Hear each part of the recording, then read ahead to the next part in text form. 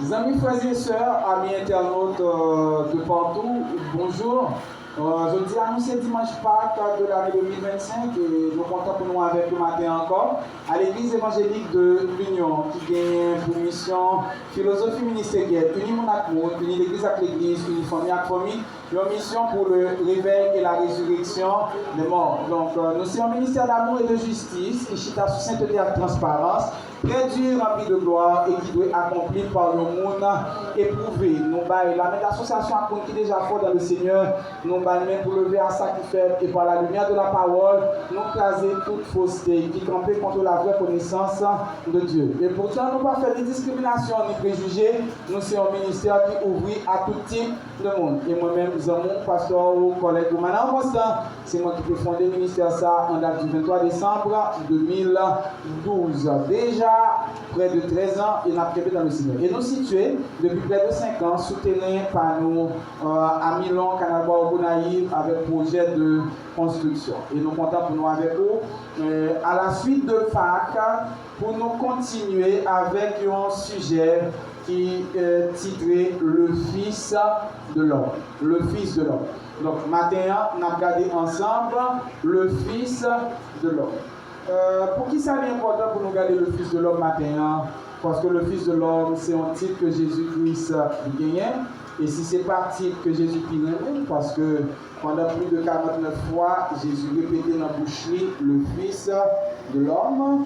Nous voyons ça dans le Nouveau Testament, exclusivement de la bouche de Jésus, et pourtant l'expression Fils de l'homme il y a une grande signification qui sortit depuis dans l'Ancien Testament. Ça fait référence à un être humain pour commencer. Si nous regardons Nombre, chapitre 23, verset 19, nous regardons Ésaïe, chapitre 51, verset 12, à chaque fois que nous sommes fils de l'homme, il dit tout simplement un être humain. Donc, dans Psaume 80, verset 17, l'expression fils de l'homme, il dit aussi la nation d'Israël. Okay? Alors que dans le livre d'Ézéchiel, pendant que ça répétait 93 fois, le Fils de l'homme veut dire méthode que bon Dieu utilisait pour l'adresser à prophète Ézéchiel dans le livre. Donc, à travers Daniel 7, verset 13, l'expression Fils de l'homme, il veut dire un être humain qui gagne des qualités divines, qui gagne autorité divine et qui remplit avec bon. Ça, c'est panorama ou bien background de l'expression Fils de l'homme dans l'Ancien Testament. Maintenant, Jésus-Christ, les nous garder panorama ça dans l'Ancien Testament, lié de nous pour nous comprendre dans quel contexte le Nouveau Testament fait usage de l'expression Fils de l'homme. Donc, ça veut dire que Jésus-Christ, lui, c'est le vrai descendant d'Adam. Donc, si nous songeons au premier contexte Ancien Testament, qui veut dire un être humain. Donc là, nous sommes d'accord que Jésus-Christ est 100% humain, 100% bon Dieu, puisque Fils de l'homme veut dire que Jésus, il c'est vrai descendant Adam. Là, nous regardons Hébreux, chapitre 2, verset 6, il permet que nous disions ça. Alors que l'État dit que Jésus, c'est le vrai Israël. Jésus, c'est la nation d'Israël. Et pas bien, donc, Caïphe qui te dit, il était plus bon pour un seul monde mourir pour la nation. Jésus, c'est le représentant de la nation d'Israël, d'Israël spirituel. Donc, maintenant, troisième façon que panorama Ancien Testament permet que nous comprenions le Fils de l'homme aussi, il voulait montrer que Jésus c'est le dernier prophète. Okay. Si nous prenons comme méthode que bon Dieu t'a parlé avec Ézéchiel, 93 fois dans le livre d'Ézéchiel, maintenant, donc, Jésus Fils de l'homme, dans le même contexte, ça parle de dire que Jésus c'est le dernier prophète qui paraît là. Ok, donc, et finalement, si nous prenons le contexte qui était dit dans Daniel 7, verset 13, pour nous voir dans le Nouveau Testament, nous voyons que Jésus c'est la personne typique qui était prophétisée par Daniel. C'est-à-dire, donc, l'être humain qui a gagné des qualités divines, qui a rempli de l'autorité divine et qui a gagné dans lui-même la gloire divine. Maintenant, l'important maintenant, puisque nous souhaitons, il a intercédé pour les coupables dans un contexte de conférence, le sacrifice de Jésus, une intercession pour les coupables, n'a lié l'expression Fils de l'homme à la souffrance de Jésus, puisque il y a une possibilité pour l'expression Fils de l'homme liée à la souffrance de Jésus. Maintenant, si nous regardons à travers Matthieu 8,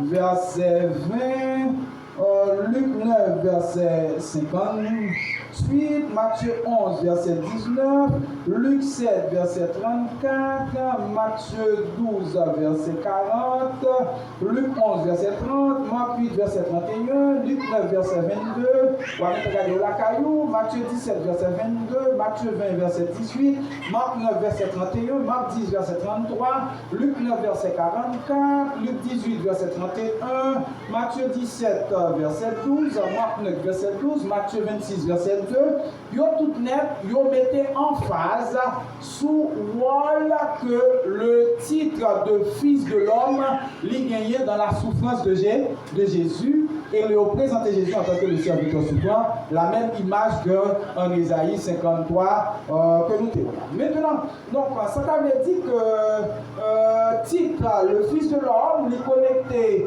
la souffrance de Jésus pour mettre en face sous wall Jésus tant pour le serviteur souffrant d'Isaïe 53. Alors, pendant que l'évangile dit ça, que le Fils de l'homme, il était de souffrir, il était de rejeter, et finalement, il était supposé crucifier, Jésus-Christ montre l'humanité qu'il liait avec mission divine pour lui montrer que souffrance liant, ce n'est pas un accident, mais c'était une partie dans le plan de la rédemption Alors, Fils de l'homme connecté à la souffrance de Jésus, il veut dire que l'humanité de Jésus lui passait dans la mission divine de Jésus pour accomplir le plan de la rédemption. C'est ça, en résumé, le Fils de l'homme, ce titre que Jésus répétait lui-même avec Paul Boucherie 43 fois dans le Nouveau Testament pour l'y lier avec sa souffrance. Maintenant, il est intéressant aussi pour nous voir que Jésus utilisait ce titre de Fils de l'homme même dans le tribunal là. Okay? Parce que l'air campé pour dire que désormais après petit l'homme chita à la droite de Dieu. Donc, et ça c'est un bagage qui t'a contribué pour augmenter les charges qui t'a gagné contre lui et qui t'a fait que procès Jésus a conduit à exécution brutale que nous avons subi sous la croix. Donc, nous songeons que à toute foule qui était là avec monsieur le sacrificateur, surtout le souverain, il était accusé Jésus comme blasphémateur. Donc, il dit que l'a réclamé en vain des qualités et autorités qui fait pour bon Dieu seul. C'est parce que il n'y a pas de gens qui d'accord que lui c'est bon Dieu qui lié avec la nature humaine pour venir racheter l'ordre dans le péché. Alors, maintenant, les regarder pour nous voir comment Jésus lié l'humanité à mission divine, et les regarder pour nous voir tout, comment que question Fils de l'homme ça, lui augmente les problèmes bien sûr, dans le tribunal là, ça permet de nous conclure que la souffrance et la crucifixion de Jésus, ce n'est pas des moments seulement qui ont une importance théologique pour montrer l'obéissance de Jésus, pour montrer le sacrifice et la victoire finale de Jésus sur la mort, mais il gagne tout plus signification que simple tourmente physique que Jésus lui-même était sur. Alors, qu'on y a, qui ça qui en a pas à nous-mêmes à partir de titre ça? Parce que nous suivons un homme de souffrance, ça n'a pas de surprise pour nous du tout dans la vie chrétienne, nous, pour nous-mêmes tous, nous t'as souffert.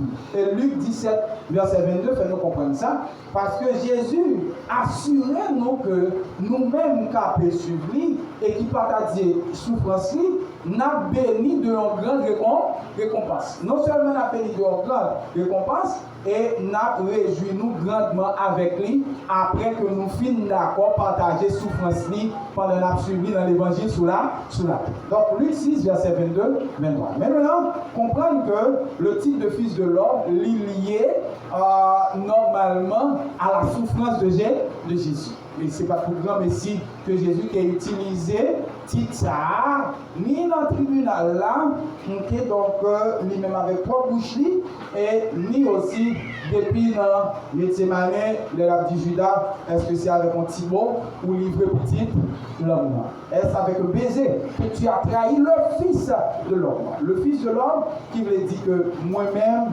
l'homme qui a toute qualité que mon Dieu gagne et qui peut accomplir le plan de la rédemption de la façon que mon frère souffrit pour nous. Donc voilà, c'était ça, le Fils de l'homme lié à la souffrance de Jésus. Donc, nous avons été là pour journée jeudi, pendant que moi invité tout le monde qui est en ligne, et aussi vous-même qui avez une chance pour visiter Chanel là, pour voir comment nous allons montrer que le titre de fils de l'homme est lié aussi à la résurrection de Jésus. Mais application pour Andréa, comprendre qu'après la souffrance de Jésus, il a été enlevé dans la gloire. Et désormais, ce n'est pas bon Dieu seulement qui sous trône, mais bon Dieu acclame chita ensemble sous trône dans Jésus. Et puisque bon Dieu acclame d'accord chita ensemble sous trône dans Jésus, ou même tout, ou capable de gagner grande assurance que bon Dieu prend chita avec vous sur le trône pendant que Jésus a fait ça. Donc, comme nous, à Pâques, qui nous continuer pour nous lier le Fils de l'homme à la résurrection.